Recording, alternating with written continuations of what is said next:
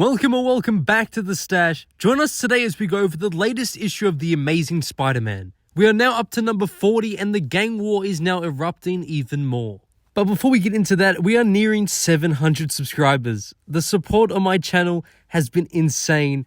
I can't thank you all guys enough. I am very grateful for each and every one of you. I mean, I've only been doing this for like a year or so and I can't believe that we've even gotten this far. So if you enjoy Spidey and comic content, feel free to stick around and hit that subscribe button. Now, just in case you've missed the previous videos, I'll quickly go over a recap of the last few issues. A gang war has erupted in New York City and Spider-Man is throwing his hat in the ring to take down the super gangs once and for all. While his team of She-Hulk, Miles Morales, Spider-Woman and Elektra was able to reclaim the Upper East Side and take down Ringmaster and Ringmaster's gangs in the process, it quickly became evident that they couldn't win the war, taking on each gang as a group. After receiving intel from Mayor Luke Cage on where gang activity was popping up, the team split up to deal with threats individually, leaving Spider-Man and She-Hulk to stop an uprising of the Monster Metropolis stirred by the unrest on the streets. Meanwhile, BEETLE made the choice to not only defend her father Tombstone's territory in Harlem, but to take more in their family's name. After taking out Black Mariah's gang in Spanish Harlem, she set her sights on Diamondback's territory while he's busy making a play for the financial district. Worried about the path his daughter is treading, Tombstone realized he couldn't sit on the sidelines and wait for the gang war to blow over. In the most unexpected play of the gang war so far, Tombstone joined up with Team Spidey to help bring peace back to New York City.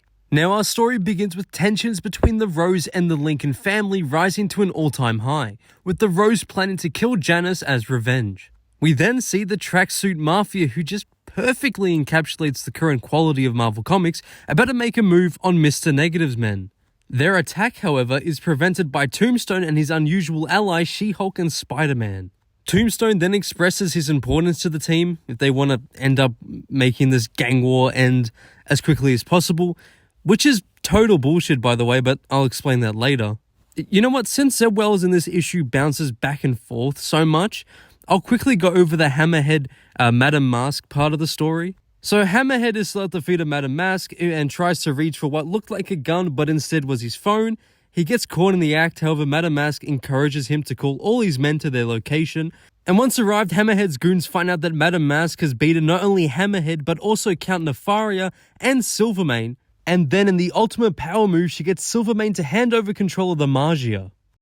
Now let's switch to Janice's part of the story. Similar to Mask, she wants to make a huge play for some territory, with her main target being Diamondback's crew. She claims the classic Beetle costume wouldn't be enough to put the fear of God into them, so she gets changed into a brand new Venom wannabe suit that just looks insanely bad. Well, Mr. Funny Man, is this how you get your sick kicks? What? It's just an ordinary crabby. Oh my goodness! And reading this part made me physically cringe. Her plan for domination, however, is halted by the GOAT himself, Richard Fisk, the Rose. In case you don't know or you're new to the channel, the Rose is one of my favorite Spider-Man villains, and I'm insanely fearful that Zeb Wells is either going to kill him or ruin his character, or maybe both. But anyway, switching scenes one last time, Tombstone, She-Hulk, and Spider-Man are chatting away when they're interrupted by visitors, them being Typhoid Mary and Wilson Fisk, the Kingpin. That was the big cliffhanger this issue ended on. Not really a cliffhanger when it's been promoted that Kingpin would appear, but who gives a shit. Now, this issue overall for me was incredibly boring, and that's a common theme I've noticed within this entire gang war storyline Zeb Wells is trying to illustrate. Nothing about this grabs my attention, and maybe it's partially to do with this feeling like it's a shallow ripoff of the original gang war storyline from the 80s, which is 10 times better than this crap. I mean, this doesn't even feel like a Spider-Man book, for God's sake. He's sidelined within his own title, and has been for several issues now. I'm not kidding when I read this. It felt like he was a side character, and that's just wrong. It feels like the writer of Spider-Man doesn't want to tell a Spider-Man story. In fact, he hasn't written a proper Peter Parker story ever. I can't remember the last time they've focused on his personal life. What was such a crucial aspect of the character is now missing, and God knows when he'll return. Not to mention as well how Zeb Wells has completely forgotten about or ignored the story to do with Aunt Anna getting possessed and ended up in Ravencroft. What was the entire point of that story besides just making Peter get beat up by Aunt Anna. Like, that is, what was the point of that story?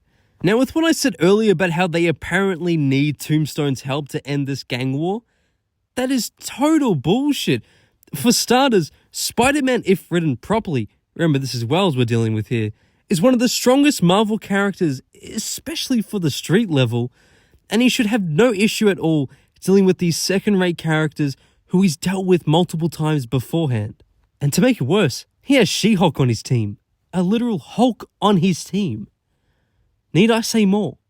And some fucking hell they can't contain this war? I really hate when the writer writes themselves into an unrealistic corner and refuses to just solve the problem logically. But remember, according to the editor Nick Lowe, we're the ones reading it wrong and they're making the good stories. Shit, even good old Frank Castle could easily sort this whole thing out in a week's time max. That new Beetle suit is atrocious too. I have no idea what they were thinking when they designed that crap. And like I said before, it's funny because in a way it just perfectly captures Marvel Comics quality as a whole. And in all seriousness, this was a pretty difficult video to make, just simply due to the fact that this issue was so incredibly boring. And so I just wanted to quickly say I'm sorry for if this video is not up to par. I apologize if it's not. But that is it for today. Thank you guys so much for watching. If you have enjoyed, be sure to like and subscribe because here, any support means so much. I'd love to hear what you guys thought of this comic down below in the comment section. We can start a conversation. With that being said, be sure to tune in next time for more Spidey content. Same web time, same web channel. Thank you guys again for watching and see you in the next one.